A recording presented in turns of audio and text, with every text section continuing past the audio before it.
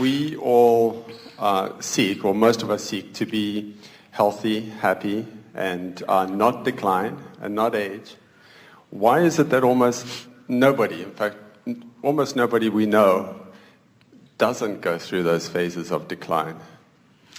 Well, you come understanding that you are not going to remain here, and there is a maturation, evolution process that you accept in all things. And is that what you're arguing about? In other words, we would like to submit that you can move through time, which is what aging is, without declining, which is what resistance is.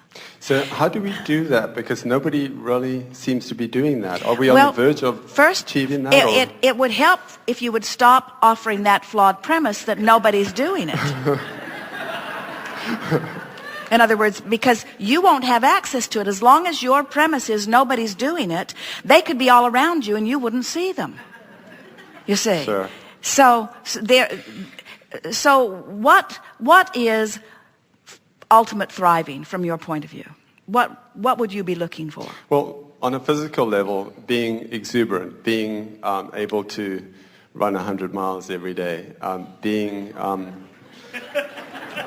not declining in terms of physical agility. Well, a lot of you were running 100 miles a few centuries ago, but you worked through that.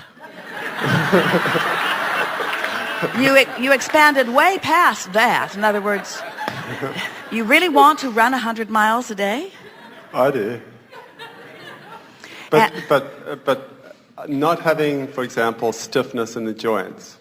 So who I think about is Jane Roberts, for example. She knew about the vibrational escrow. She knew why she was where she was. Why couldn't she change? Why couldn't she move? But you see how that contradicts what you said earlier, and we're really enjoying this conversation when you said, as an individual, it's very easy to do that. Yes. You said, as a collective consciousness, it's harder to move relative to the economy. But then you said, yes, as an individual, it's very easy to do that. And we say, it seems logical that it would be easier for one to do it than for billions to do it. But it is the one and the one and the one and the one and the one and the one and the one doing it. And so, through the clarity of your example, when you are determined to thrive, which means it starts with the basis of being determined to feel good, which starts with the basis of understanding that there is this vibrational relationship.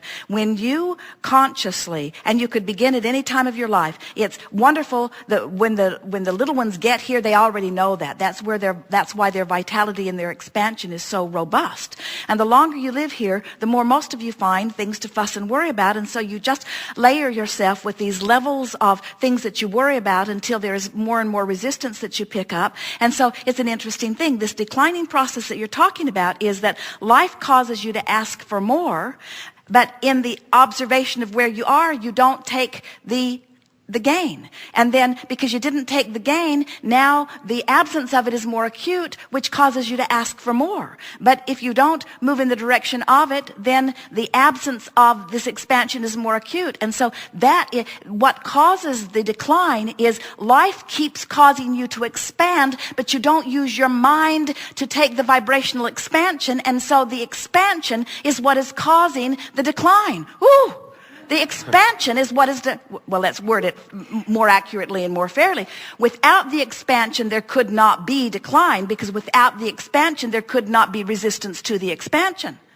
So it is resistance to the expansion that is causing the tension that you are equating as decline. So if you can find a way to ask and stay up with it, and ask and stay up with it, and ask and stay up with it, then you could live long in this physical body. If this time-space reality is inspiring the asking, and you're wise enough to take the vibrational journey into the vortex, then the best analogy is the airplane high in the sky, 500 or 600 miles an hour. You look out the window and it all looks fine. Put that same aircraft on the ground at that speed, and it would be a white knuckle experience, because there's resistance on the ground at that speed that you don't notice when you are flying high. And it's the same sort of thing. It is that you don't want to stop moving fast, but you don't want to move fast here and you summon us through her and she's not in the vicinity of that which we are, oh, you'll hear her fine. But her physical body does not feel good in the process of it. In other words, her body takes a beating if she's not up to speed. And your body only takes so what causes the beating on the body? It's not moving through time. What causes the beating on the body is expansion not allowed, expansion not allowed, expansion not allowed, expansion not allowed. Now you live in a universe that is going to insist on expansion. You can't stop that. So you only have one choice, and that is to keep up with who you are.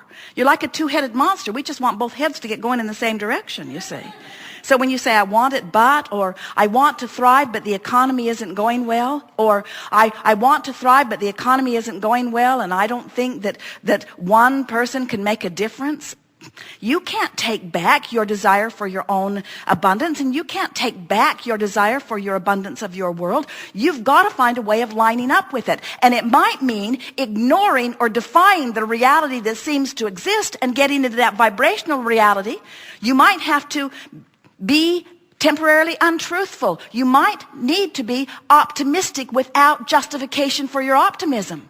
You just have to care more about your alignment than you do about anyone's lie detector test, you see. When you are in alignment with who you are, you'll pass that test.